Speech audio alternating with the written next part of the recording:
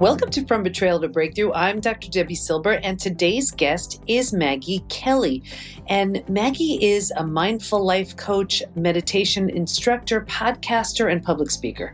She's considered more of an awakener as opposed to a teacher.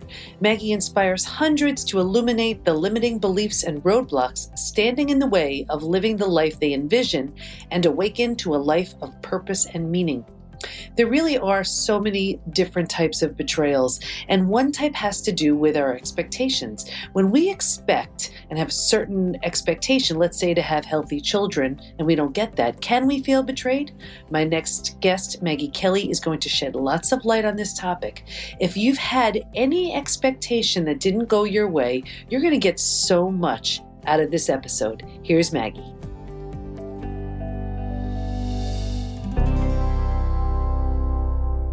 Oh, I'm very excited because we have Maggie Kelly today, and we're going to be talking about what happens when expectations go awry and where are we responsible for our betrayals. So welcome, Maggie. So glad to have you. Thank you. I'm happy to be here. First of all, we were talking a little bit before we just started recording. You were just on a very interesting trip. Where'd you go? I went to India. Yeah, I was in India for about 3 weeks with a group of other teachers. I'm a meditation teacher and certified through the Chopra Center, and I went with a couple of my colleagues. Oh, wonderful. That must have been an interesting trip. I know a lot of people talk about going on that big, long India excursion, but it is not for the faint at heart. In fact, I told my daughter, look, if you're going to go to India, please go before you're 50. Before you're too old to manage the alleyways and the streets and the pollution and the noise. Wow. Okay. Yeah. Well, we're glad you're back. So talk to us a little bit let's just talk about expectations, because, everybody listening to this show, it's all about healing from betrayal, physically, mentally, emotionally, psychologically, spiritually. And we always want to know what got us into a certain situation and, of course, how we can heal and get out of it. But let's talk about expectations. Yeah, I think that it's important when we are talking about betrayal and having a breakthrough from that experience, or coming out of the grief of having been betrayed. I think it's important for us to stop and be a little mindful as to, how did we get there? As opposed to looking at the other person, maybe looking inward. And I teach mindfulness and meditation on a daily basis, and I'm a mindful life coach. And the first place that I always start with any of my students or clients is that looking inward. Can we pause for a moment and stop and ask, what expectations did I have about this relationship? Because I think for most of us, we all have some kind of an expectation of a relationship, and we have a vision in our minds of how that relationship's supposed to look. Or I know that for me, I'm a mother of two, and my youngest son was born with cystic fibrosis. And it wasn't something that I anticipated. I had no idea. And for a while there, I thought, what the heck? This doesn't fit my pictures. I had this picture of the two kids and the husband and me and the beautiful house and the picket fence, and like some of us also idealize. And it got blown up in that instant. And I guess in essence, you could perhaps look at this as like a betrayal, but it was a betrayal mostly of my expectation, an expectation that was unfulfilled. And that for the rest of my son's life will never be fulfilled, right? Cystic fibrosis is a chronic, progressive, life-shortening disease with no cure. And so the possibility that he may not grow into an old man or even have children is quite real. So it sheds a new light and a new perspective on this expectation that I walked into the relationship with as his mom. And I just want to stop you there, because there are so many people listening to this right now that are probably looking at their own scenarios and saying, they had a certain expectation for maybe the family with the white picket fence, like you said, that the healthy kids, and something went a little bit awry. And we can look at that as a betrayal. So how do you make sense and make peace and make meaning out of that? I think, it certainly didn't happen overnight. And I was not interested in being introspective at the beginning. I was more in a survival mode. I didn't know anything about the disease. I didn't know what to look for, what to do.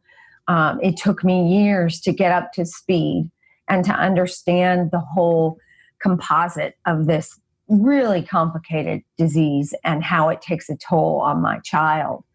And then, I have another child too. So I had other obligations. So I didn't look inward for a while until he was about 3 or so, when I started to realize that I was just not behaving personally in a way I wanted to behave. I was short-tempered, angry all the time, impatient. I was kind of hyperventilating through life. I was like running from one place to another. It was almost as if I had this sense that at any moment, the bottom's going to fall out. The shoe's going to drop. He's going to be hospitalized. Our whole lives are going to be turned upside down. It's sort of this invention of the what ifs that I had going on in my mind. And it really wasn't until I started to meditate that I started to realize how crazy this mind was, and that all the thinking and the pervasive monkey mind going on was driving the anxiety, driving the stress, and driving that person that I didn't want to be. And Maggie, I just want to stop you there, because there are so many people who, and that was actually one of the stages that was identified in my study, where it was survival instincts emerging. It was just this place of, how am I going to survive this experience? And we can stay in that stage forever if we're not aware, if we don't do anything to move past that. But of course, that's the stage where we create illness and disease, because the body just can't handle it. So when you were in that place, and you said you were for like the first 3 years, did you have any physical or mental, emotional symptoms that you remember because of that, just walking around like that every day? Well, like I said, I was not the person I wanted to be. I wasn't the mom I wanted to be. I was, like you said, more in survival mode and living out of constant and consistent, never-ending fear. That's what drove the show. The fear always drove the show. And that's when I started to really get in touch with, what is that fear about? I started to really ask myself the questions and become a little more introspective. Like, what can I do to change my way of being that's going to shift something? And I don't think in that moment that I was consciously aware that really what was going on was that I was afraid my son would die on my watch. Mm-hmm. And I felt a sense of responsibility to keep him alive and to know what was best for him and to know who to talk to and, to try and cure this thing. And, somehow I felt like it was all on me. And that drove part of that angst and that anxiety and perpetuated it for sure. And I don't think it was until I started to realize that, nothing lasts forever. It doesn't matter what it is. No relationship lasts forever, whether it's your marriage or your, the flowers out there are going to bloom and they're going to die. The dog's going to die, and I think most of my fear was a fear of death or a fear of that things are not permanent.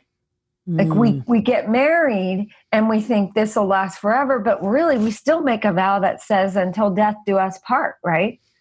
And so ultimately we will die. And so part of it was for me to get comfortable with this idea that nothing's permanent. It doesn't matter what it is. Nothing's permanent. And I remember hearing somewhere, and I always botch up quotes, but it was something like, if you can somehow make peace with the idea of not being afraid of death, you can do anything. Yep. It's true. It's true. I mean, I live, from a Buddhist perspective, and that is one of the biggest pieces of it is to not fear death. So how did you get to that place? Because from where you were in the state of anxiety and fear and overwhelm, how did you move through that? Well, like I said before, it certainly wasn't overnight. Mm. It took work. It took conscious effort. Mm-hmm. It took me being present and fully awake. And I think that awakening came from my years of meditation. I knew something had to shift. I just didn't know what it was. And I knew it had to come from here. Mm-hmm. I knew that that there was nothing I could do to slow the progression of this disease or to shift my life back into that original picture I had of it or how I thought it was supposed to turn out. So that the only place that things could shift was here. And I started to meditate, and then I started to soften and started to calm down long enough to be able to see the reality is that, and I'll tell you that when I got this, I started laughing because what I got was, you're not in charge anyway, Maggie. Whoever told you you were? Mm. And somehow, because I'm his mom and I had this perception that it's all on me, I thought I'm in control. I'm supposed to. It's my duty, my responsibility to make this all better. And when I got that in that moment that I'm not in charge, I never was. And whoever gave me the idea that I was. And none of us really are. So part of it was realizing that I'm not in charge. I'm not in control. None of this is in my control. And for all of you, my fellow control freak friends, I mean, that is me. And I always remind myself that I think, here we think we can do it, we can handle it, we know better. It's like, who are we to think we know better than something way bigger than us? And we can keep trying. But if you notice, so often we're just swimming upstream or pushing that string uphill. And when we realize, you know what, maybe there is a better way, we can be better off. So what did you notice? So you started meditating. What was the difference in what you felt and what you learned? I started to learn that I am not my thoughts. That my thoughts are just thoughts. That's all they are. And they're not true. And to start to question when I had certain thinking going that was trying to run the show and take me over, to stop for a moment and ask myself, is that even true? Is that even real? Or am I just making this up? Because I think for most of us, we believe what we think. And very seldom do we check it out with anybody. Hey, this is what I'm thinking. What do you think? Am I on the right track? We don't do that. I know a lot of us have a lot of girlfriends or, if there's guys listening, you have your male friends. But do we really sit and ask those kinds of deep questions of our friends? Because again, going back to control, I've got it handled. I don't need anybody. I got this. I'm in charge. I got it. So why would I ask you if I'm on the right track? So you said something so important, and it's so true. We believe, I teach, we look at our thoughts as if they're facts, and they're not. They're not. We can convince ourselves of anything, and it's really just this accumulation of thoughts. And just because there are so many of them and we keep feeding them and they grow, we just start believing them and think that these are facts, but they're not. So really it sounds like what you're saying is it's okay to question them. In fact, it's good to question them. Absolutely. I think that, what is it? Contempt without investigation will kill all your relationships, right? Or any perception, like whether you want to take a particular class. Oh, well, I heard from so-and-so that teacher's not very good or what. Oh, okay. So I won't take that class. So you make a decision based on someone else's perception or your own, perhaps not correct perception. And you believe it's true without even investigating whether it's true. So it's like Because through your lens, but meanwhile, your lens could be cloudy or the person's lens could be cloudy. exactly. So I could go through life and I could actually set up my life with my son as, oh, he's going to die early and I'm never going to be a grandma and, in gloom and doom and, we're victims of cystic fibrosis. Or I could set up his life like, man, go balls to the wall. Live your life to the fullest. And aren't you actually lucky that you know that your time here is limited? Because you can take the bull by the horns and just fly. And Wow. so you don't have as long to live. He even said that last week. He's 17 now. He'll be 17 in a few weeks. And what he said was, I know you think I'm depressed, Mom, but I'm not depressed. I'm just trying to figure out what I want to do with my life because I know I'm not going to live a really long time. Wow. And that's from a 17-year-old boy. The wisdom in that. Isn't that crazy? It's beautiful. What a beautiful gift he's giving to you and just what you shared with us. Could you imagine? I mean, think about how many people are sleepwalking through life. And here he is at 16 with this awareness. That's wow, right. That's brilliant. Yeah. So meditation was your one of the ways that helped you make sense and make meaning out of this. And you also mentioned mindfulness. Can you just share the difference between the two? Yeah, I mean, with meditation, when I teach meditation and mindfulness, I teach it in this way. I suggest that meditation is your foundation, so your daily practice. And for me, it's 30 minutes twice a day of silent mantra-based meditation. It doesn't have to be that long. Do whatever you have. There's a fantastic app called the Insight Timer. There are 4,000 meditations on there. And that is something I recommend to everyone. Mm-hmm. So making meditation a daily foundation of your day before you go out into the world. So I do RPM, rise, pee, meditate every morning. Because you know as well as I do that the moment you start feeding the dogs and taking care of the kids and getting your coffee, the day's already going. Mm-hmm. So you're not likely to sit back down and start over with meditation. So RPM, then go through your day. And in your day then comes in the mindfulness. And so mindfulness can look as simple as, this is one of the suggestions I have for my students, is take one of your 5 senses each day. Like today, let it be your eyesight. And as you go out through your day, just take a moment to be mindful of what you're seeing. Taking in the kids that are laughing across the street. Taking in that the clouds are starting to accumulate. Taking in that the cars are really driving fast, or whatever that is. And then tomorrow, pick a different sense. Maybe it's your sense of smell. Do I smell the icky trash? Or do I smell old coffee grounds or a newly, freshly mowed grass? What am I smelling? So that's like the difference between mindfulness as a daily practice and meditation as your foundational practice. Mm-hmm. So it sounds like mindfulness is giving you something to pay attention to and to become aware of. And meditation is more like trying to, I guess we can't really clear our mind, but trying to just relax is... Well, most people who come to me to learn meditation, they think, I can't meditate. And I say, well, why not? Well, because I can't stop my thinking. Well, meditation isn't about you trying to stop your thinking.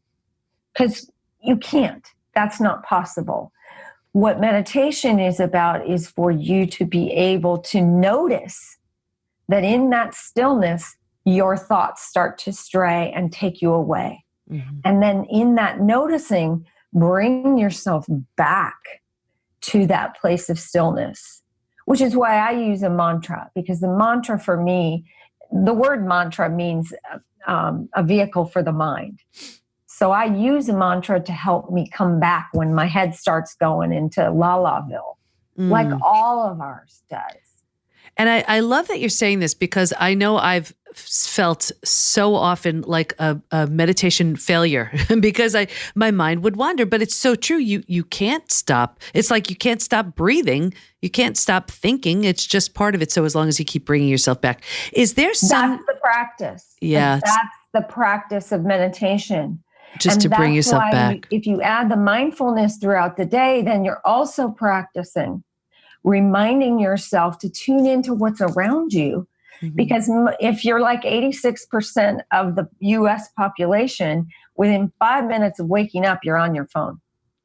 You're either checking your social media, you're checking your text, you're checking whatever game you've been playing, whatever that is. And so the moment you do that, you have placed yourself into a day of reaction. You started your day in reaction. Either reaction from someone else because you're reading their text, or reaction to some like or post or a news story, and you're off and running. So mindfulness and meditation are designed to have you tune back in to the present moment. Right. To coming back down to what's truly important today, now. Is it really important that I listen to CNN? Is the story going to be any different today than it has been last year? Probably not. It'll have so sprinkles true. of something new, but it looks the same.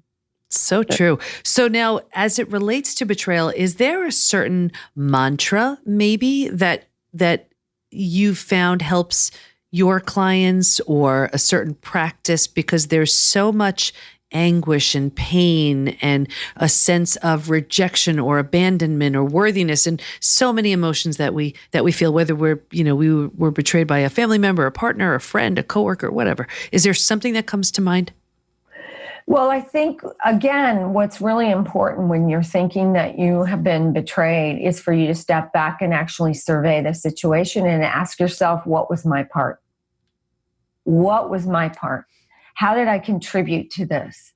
Because I think if you can ask yourself that question mindfully and in the silence and in the stillness of your own room or wherever you have your silent space, if you can start to investigate the answer to that question, you can use this incidence of betrayal as a learning experience to help you grow and understand where perhaps you should have communicated your own needs or expectations differently or better.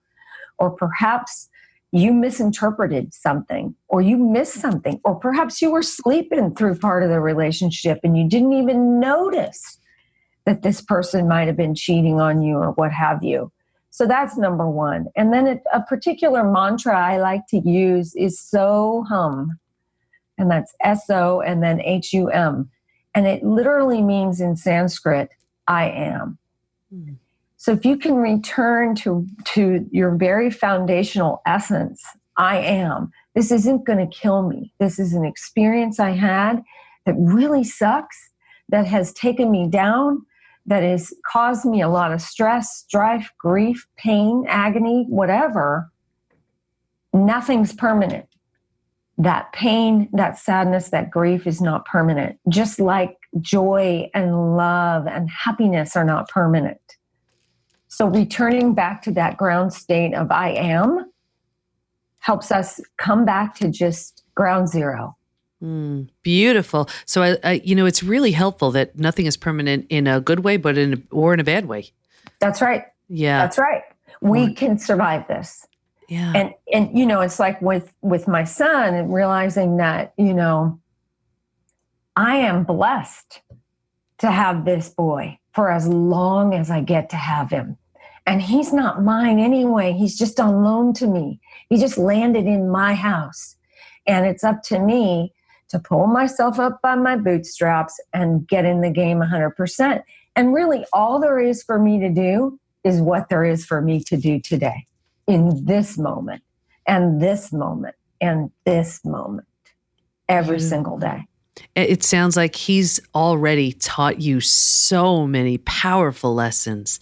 Wow. Maggie, what do you want to make sure? Yeah. What do you want to make sure? He's my greatest teacher, really. I can see that. I can see that. And I'm sure for your daughter too, right? He's taught her some things too. What do you want to make sure everyone knows before we wrap up? just that sense that we have responsibility in our relationships. And if we can step back and ask ourselves that question of, what's my part? Where am I at cause here? Perhaps there can be some healing. Perhaps there can be some resolution. I think I'm really blessed to have had this perspective going into my own divorce, because he's one of my best friends now. Mm.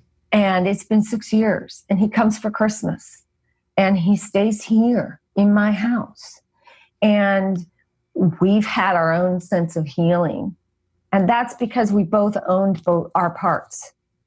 And I think that's the most important thing to take away, is that we all have responsibilities in each and every one of our relationships, and we're not a victim. We are not victims. Yeah, healing is possible, and here's your proof, everybody. Wonderful. Maggie, where do we learn more about you? Where do we go? Well, I am based out of San Diego, but I do private and personal coaching sessions online and through Zoom, and also right here at my beautiful meditation center in San Diego. And you can reach me at satsanghouse.net, and that's SATSANG house.net. Oh, wonderful. Maggie, you help so many people with what you shared today. Healing is so possible, and you shed some brilliant light on what a lot of parents, I'm sure, are struggling with, and really showed them a new way to look at it. So thank you for your time. We so appreciate you. Yeah, thank you for having me. I really appreciate it. I learned so much during that episode. Did you? I love Maggie's suggestion about RPM. Rise, pee, meditate. And it's so true. The minute we pick up that phone to check emails, social media, or whatever, we've become reactive versus proactively creating our day. Stay in touch with Maggie by visiting her at satsanghouse.net. And if you're in San Diego, stay at her Satsang House. I saw pictures of it, and it looks so calming. Here's my biggest takeaway. Nothing is permanent. When you really make peace with that, life just gets a bit easier, because we attach less meaning to what we're going through, knowing it'll pass. I guess another lesson is, because nothing is permanent, it's also really important to be present now and appreciate the beauty of the moment. When you do, we're squeezing more of the juice out of life instead of numbly getting through our days. And here's a bit more juice, a present from me. Head over to pbtinstitute.com and receive my gift of How Your Biggest Crisis Reveals Your Greatest Gift. And let us support you. Go to Facebook and join our group, Women Hacking Betrayal, where we give information, tools, and support to help you move forward and heal once and for all. Can't wait to be with you next time, and here's to your breakthrough.